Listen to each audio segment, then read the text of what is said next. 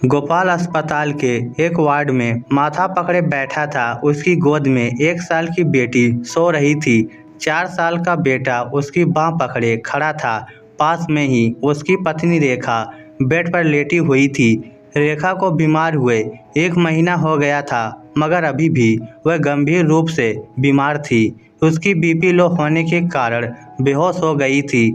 अस्पताल लाने के 2 दिन बाद उसे होश आया था, मगर इतनी देर तक बीपी लो रहने के कारण हार्ट, फेफड़े, किडनी और अन्य अंगों का बुरा हाल हो गया था। इलाज चल रहा था, मगर सुधार बहुत धीरे हो रहा था। वह 1 महीने से बीमार पत्नी और 2 छोटे बच्चों को अकेला संभाल रहा था। गोपाल पिछले 4 दिनों से नहाया भी नहीं था। उसकी हालत इतनी खराब थी कि वह कहीं अकेला बैठकर रोना चाहता था। शुरू में कुछ यार दोस्त और मोहल्ले के कुछ लोग मिलने आए थे। उसके बाद तो लोगों ने फ़ोन उठाना भी बंद कर दिया था कि वह कहीं पैसे न मांग ले। शहर में वह ज़्यादा लोगों को जानता भी नहीं था, क्योंकि 4 साल पहले वह माँ बाप और भाई भाभीियों से लड़कर इस शहर में आया था। तभी से पत्नी बच्चों के साथ किराए के मकान में रह रहा था। घर में कोई बीमार पड़ता है तब सगे संबंधी और रिश्तेदार ही काम आते हैं। गोपाल तो ससुराल वालों से भी लड़कर बैठा था। 2 रुपए कमाने क्या शुरू किए घमंड में अपनों से ही दूरी बना बैठा था। अचानक उसने हिम्मत करके अपनी माँ को फ़ोन मिलाया। पूरी घंटी जाने के बाद भी माँ ने फ़ोन नहीं उठाया। फिर दूसरी बार फिर से फ़ोन किया तो माँ ने फ़ोन काट दिया। उसे याद आया 3 साल पहले जब माँ से लड़कर आया था, तब उसने कहा था, तुम सब मेरे लिए मर चुके हो, मैं तुम लोगों का मुंह भी नहीं देखूंगा। माँ के फ़ोन काटने पर वह निराश हो गया। उसकी आंखों में आंसू निकल आए। पास ही बेड पर लेटी रेखा टुकुर टुकुर देख रही थी। पति को रोते देखा तो उसकी आंखों में आंसू निकल आए। गोपाल ने सोचा पापा को फ़ोन मिलाऊं, मगर पापा और बड़े भाइयों से बात करने की उसकी हिम्मत नहीं थी। एकमात्र माँ ही वह कड़ी थी जिससे वह बात कर सकता था, मगर माँ ने फ़ोन काट दिया था। उसने एक बार और आखिरी कोशिश करने के लिए माँ को फ़ोन मिला दिया। इस बार माँ ने फ़ोन उठा लिया।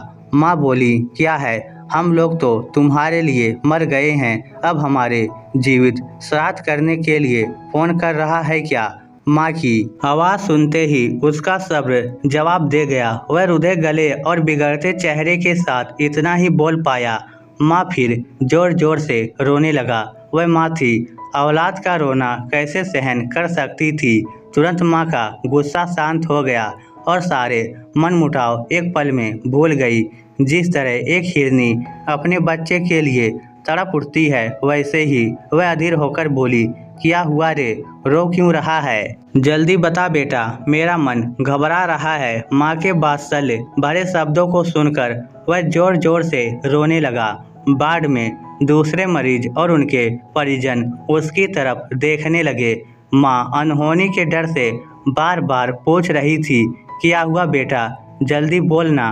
गोपाल रुलाई रोकते हुए रुधे गले से बोला, माँ तेरी बहू रेखा 1 महीने से अस्पताल में भर्ती है। उसे और बच्चों को संभालते संभालते थक गया हूँ माँ। माँ बोली, तू अकेला कहाँ है, हम है ना। अभी तेरे पापा जिंदा है, माँ जिंदा है, 3 बड़े भाई हैं, भाभियाँ हैं। बताने में तुमने इतनी देर क्यों कर दी बेटा? तू अब फिक्र मत करना, 2 घंटे में सबको लेकर आ रही हूँ, तो हिम्मत रखना। आज बरसों बाद उसे माँ के वचन अमृत तुल्य लगे। शरीर में जान आ गई। ऐसे लगा जैसे अब सब कुछ ठीक हो जाएगा। गोपाल खड़ा हुआ और पत्नी से बोला, अब तू बिल्कुल ठीक हो जाएगी, माँ आ रही है। रेखा रोते हुए सारी बातें सुन रही थी। बोली, परिवार आ रहा है, ये सुनकर मेरी भी हिम्मत बंध गई है जी। कुछ देर बाद ही उसका पूरा परिवार वहाँ पहुँच गया। पापा ने जब उसके कंधे पर हाथ रखा तो वह पिता के सीने से चिपकते हुए रो पड़ा। रोते रोते बोला, माफ़ कर दो पापा। पिता ने उसे भुजाओं में कसते हुए कहा, रो मत, मैं हूँ ना। भाइयों से गले मिला तो वह बोले, ज़्यादा बड़ा हो गया क्या? इतनी बड़ी बात हो गई और तू अब बता रहा है। तीनों भाभियाँ भी साथ आई थी, साथ में घर से खाना बनाकर भी लाई थी। 3 साल बाद उसने अपने घर का खाना खाया। फिर माँ ने उसे नहाने के लिए घर भेज दिया। परिवार के आने से वह हल्का फुल्का महसूस कर रहा था। घर पहुँचते ही नहाकर बेफिक्र होकर सो गया। 1 महीने बाद उसे चैन की नींद आई। उसकी पत्नी रेखा, जो 1 महीने से बेसुध थी, परिवार के आते ही चैतन्य हो गई। अपनों का साथ दवाई का काम कर गया। वह 7 दिन में ही ठीक हो गई। गोपाल और उसकी पत्नी को समझ में आ गया कि परिवार के बिना कुछ भी नहीं है, इसलिए वे अपने परिवार के साथ ही गांव लौट गए। दोस्तों, आजकल यारी दोस्ती तो सिर्फ मतलब की रह गई है। ऐसे मौके पर सही मायनों में अपना परिवार ही काम आता है। इसलिए बेशक अलग रह लीजिए, मगर अपनों से जुड़े रहिए।